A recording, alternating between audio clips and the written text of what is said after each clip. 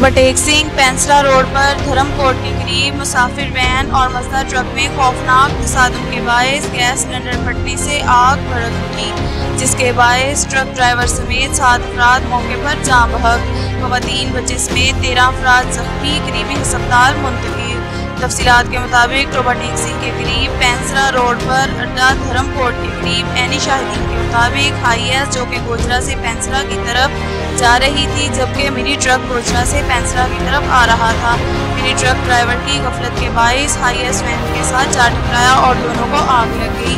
मौके पर रेस्क्यू 112 के फायर फाइटर ने बर्वक्त कार्रवाई करते हुए 4 जली हुई डेड बॉडीज को हाईएस से निकाला और जबकि एक जली हुई बॉडी को मिनी मजदा से निकाला, जबकि 2 लोग हेड इंजरी की वजह से जाम बहक हुए। हादसे में 7 जाम बहक हुए, जबकि 13 जख्मी अफराद को करीबी अस्पताल पेंसरा रोकने मुंतकिल कर दिया गया।